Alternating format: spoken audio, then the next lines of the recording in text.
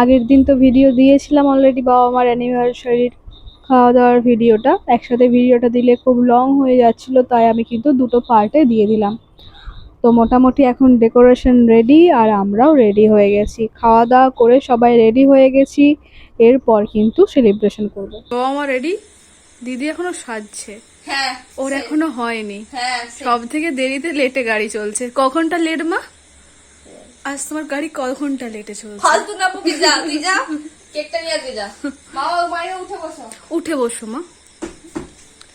আজ বাবার বিয়ে, শুভ লগন, নাচে আমার মন আর না, নাচে আমার প্রাণ আর আমার মন। কেকটা বের করে নি, কারণ ওদের সাজানো তো কমপ্লিট হয়ে গেছে। বসুন। এখন সবাই রেডি হয়ে গেছি, তার জন্য বের করে নিলাম কেকটা, কারণ ফ্রিজ থেকে বের করলে যা গরম গলে যেত। আর কেকটা কিন্তু সত্যি বলতে খুবই সুন্দর হয়েছিল। আমি এই কেকটা কিনেছিলাম কলেজ মোড় থেকে। মোটামুটি কেকটা ভালোই ছিল। যেহেতু বাবা মার অ্যানিভার্সারি ছিল, সেই জন্য আমি এই রেড কালারটাই চয়েস করেছিলাম। আরও অন্যান্য ছিল কেক, কিন্তু আমার এটাই ভালো লাগলো। যাই হোক, এখন মোটামুটি বাবা মা বসে পড়েছে, সবাই রেডি।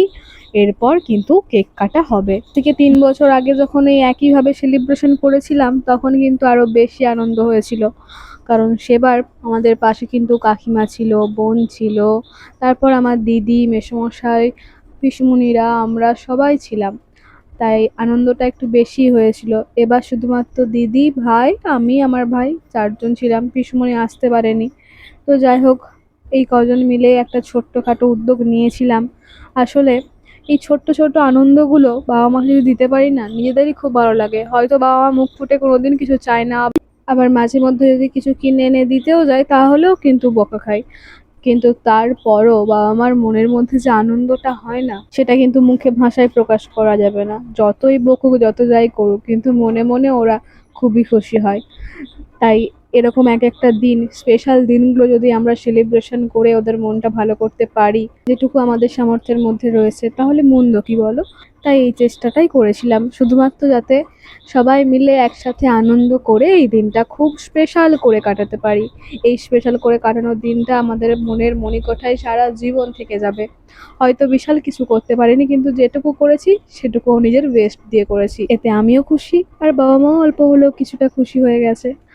তো যাই হোক, এভাবেই চাইবো বাবা মার মুখে হাসি ফোটানোর সারা জীবন ধরে। সেই চেষ্টাই করে চলেছি। দিয়ে বসে আছে দুজন মিলে।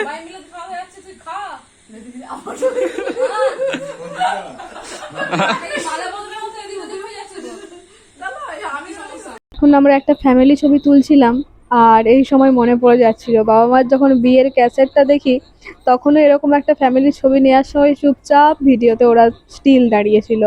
তো এখন আমি সেই কথাটাই বলছিলাম, মা মনে পড়ছে আজ থেকে 20 বছর আগে তুমি ঠিক, মানে তুমি নয়, তোমরা সবাই মিলে ঠিক এভাবেই দাঁড়িয়েছিলে চুপচাপ। তো যাই হোক, বিয়ের ক্যাসেটটা করে রেখেছিল বলে আমরা বাবা মার বিয়েটা দেখতে পেরেছি।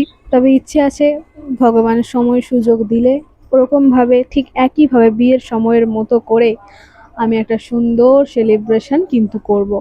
যাই হোক, মোটামুটি আমাদের কেক কাটা, খাওয়া সব কিছু কমপ্লিট হয়ে গেছে। এখন সবাই মিলে একটু নাচানাচি করছিলাম। গানগুলো দিতে পারলাম না, না হলে কিন্তু তোমরাও খুব মজা পেতে।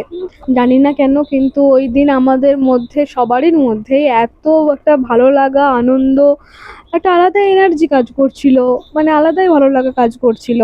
সেই জন্য একদম সব কিছু ভুলে যেয়ে, সব দুঃখ কষ্ট সব কিছু দূরে রেখে আনন্দেতে পুরো ডুবে গেছিলাম সবাই মিলে। আর এই আনন্দগুলোই তো সারা জীবন স্মৃতি হয়ে রয়ে যাবে ফোনের গ্যালারিতে আর মনের মণিকোঠায়। এই সমস্ত স্পেশাল স্পেশাল দিনের ভিডিও, ছবি, এই সমস্তগুলো যখন পরে দেখি কতই না ভালো লাগে। তো যাই হোক, এখন দিদি আর আমি, মানে সেলিব্রেশন হয়ে যাওয়ার পর সবাই শুয়ে পড়েছে, তারপর দিদি, আমি, ভাই 3জনে মিলে আবার নাচ করছিলাম। আলাদা এনার্জি ছিল ভাই এই গরমের মধ্যে। কিন্তু যাই হোক, ওই দিনটা কিন্তু আমরা সবাই খুব ভালোভাবে, খুব আনন্দ করে কাটিয়েছি। তোমরাও তোমার বাবা মার এরকম স্পেশাল দিনগুলোকে খুব স্পেশাল করে তোলো, তাদের মুখে হাসি ফোটাও, এটাই চাইবো। ভিডিওটা কেমন লাগলো জানিও। সকলে সুস্থ থেকো, ভালো থেকো।